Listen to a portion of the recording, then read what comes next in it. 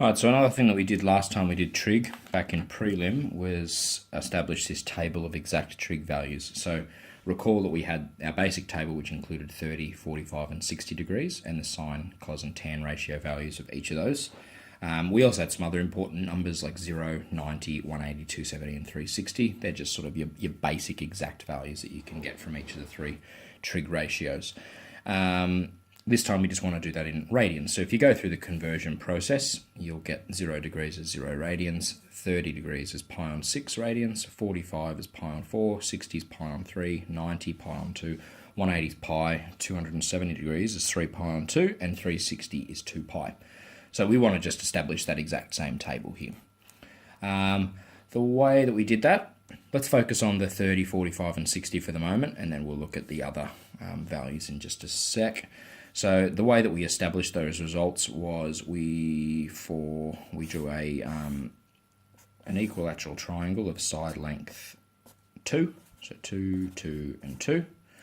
Obviously it's an equilateral triangle, so all of the angle sizes in here are 60 degrees or pi on 3 units. So this here is pi on 3 units, radians in there.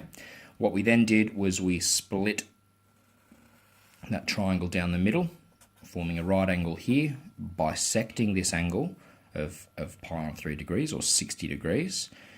Bisecting that obviously results in a 30 degree angle, or in other words, a pi on 6 radian angle up there.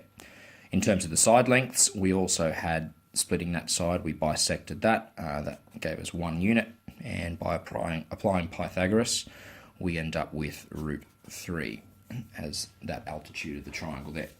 So from this triangle here, I'll just highlight that in red, we sort of ignore one half of it.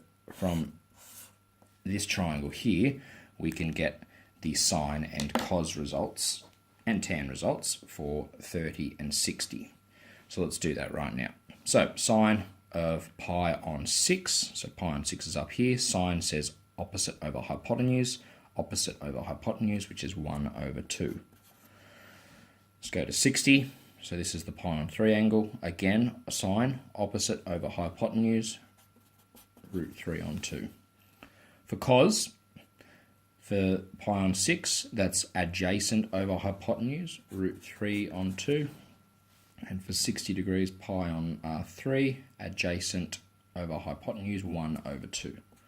Notice that the sine and cos ones are reversed. Let's go to tan. So tan this time for 30, so this is pi on 6. Tan says opposite over adjacent, so opposite over adjacent, 1 over root 3.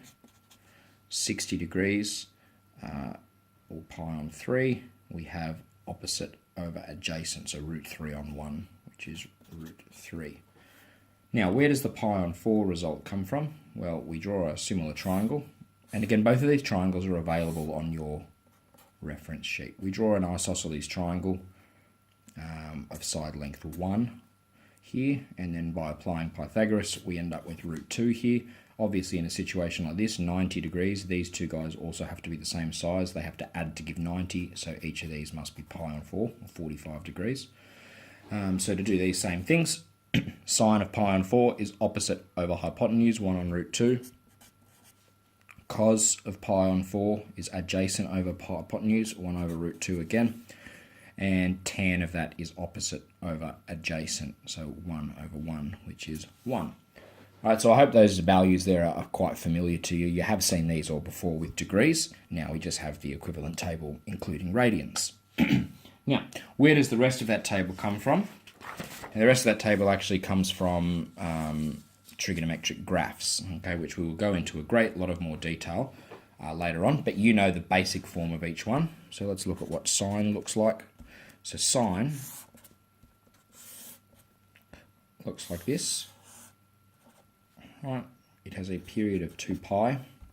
So this is pi, pi on 2, 3 pi on 2, an amplitude of 1. So it peaks at 1, troughs at -1.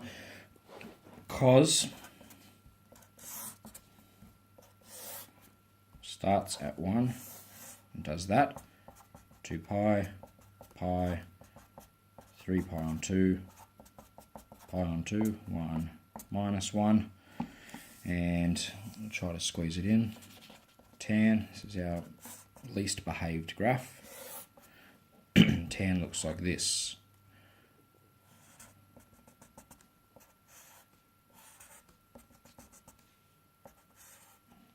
Obviously that continues up in both directions as well, as does sine and cos. Now tan is undefined at pi on 2 and 3 pi on 2. This here is pi, this here is 2 pi, and obviously that is 0. So from these three graphs, let's focus on sine for the time being, we can get the remainder of the table. So for 0 degrees, or 0 radians, this is where we're at, and sine has a value of 0. When we get to 90 degrees, or pi on 2, sine has a value of 1. For pi radians, sine again has a value of 0. For 3 pi on 2, we're down here at minus 1. And then for 2 pi, we return to 0. Cos. When we're at 0 radians, cos has a value of 1. When we're at 90, or pi on 2, cos has a value of 0. Pi, we're at minus 1. 3 pi on 2, we're at 0 again. And then at 2 pi, we are at 1. And our last one, talking about tan. So at 0, tan has a value of 0. At pi on 2, all right, we are undefined. At pi, we are again at 0. At 3 pi on 2, we are again undefined. And then again at 2 pi, we return to 0 for tan. So that's the table, a complete table of all of the exact values of these trig ratios. Obviously, I haven't included the reciprocal ratios of cosec, sec, and cot, but if you do ever want those things, they are, as they're called, the reciprocal trig ratios. You simply take the reciprocal of each of these values here to get them. So we'll have a look at a couple of examples that include that in a little bit. Again, you may, through a lot of practice and use, probably commit most of this table to memory. But again, these two triangles are given to you on your reference sheet, and as you saw, it's fairly simple to be able to derive these exact values from those two triangles. And again, this sort of section of the table with the look at the basic default trig graphs.